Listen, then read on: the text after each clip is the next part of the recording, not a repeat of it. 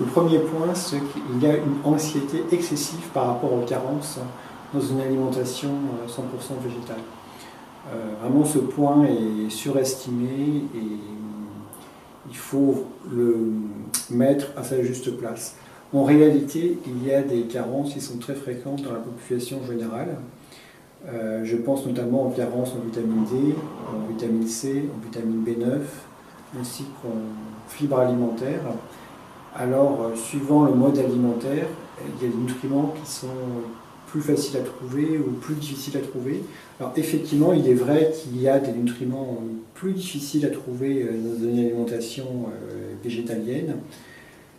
Les protéines sont un faux problème. Là aussi, c'est quelque chose qui est fait l'objet de beaucoup de préoccupations, mais en fait, il suffit de manger à sa faim et de manger régulièrement des légumineuses, des oléagineux ainsi que des céréales, et très facilement, sans chercher à calculer, sans chercher à manger beaucoup de ces aliments, vous allez très facilement couvrir vos besoins en protéines. Alors, le vrai problème, c'est la vitamine B12. S'il fallait parler d'une seule carence, c'est celle en vitamine B12. Donc là, je pense que si on opte pour une alimentation 100% végétale, il est plus que sage de consommer un supplément en B12, de consommer 1000 microgrammes de vitamine B12 par semaine en dehors des repas, ou 2000 microgrammes par semaine pendant un repas, ou entre 25 et 200 microgrammes de vitamine B12 par jour. On en trouve facilement dans les magasins d'alimentation biologique.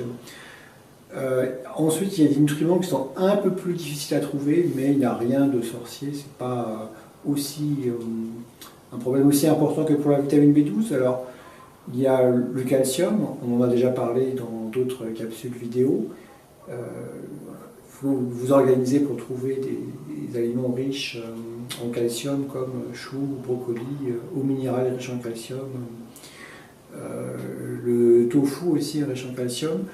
Autre nutriment clé, c'est le zinc. Le zinc peut être un peu difficile à trouver dans une alimentation végétalienne.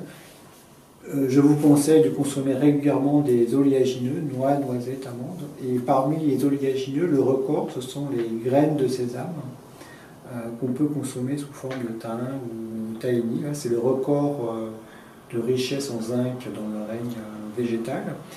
Il peut aussi avoir un peu de mal à trouver de l'iode. Alors parmi ceux qui sont complètement végétaliens, il y a ceux qui ont tendance à manquer un petit peu d'iode et ceux qui en consomment beaucoup. Ceux qui en consomment beaucoup, ce sont les amateurs d'algues. Alors il faut trouver un juste milieu en consommant un tout petit peu d'algues. L'algue kombu par exemple, donc consommer un tout petit peu, une demi-cuillère à café une fois tous les 15 jours. C'est très largement suffisant pour vos apports en iode. Voilà. Et puis c'est à peu près tout. En fait. Une fois qu'on sait ça, on sait quelles sont les principales... Une fois qu'on sait ça, on connaît les principaux points faibles d'une alimentation 100% végétale.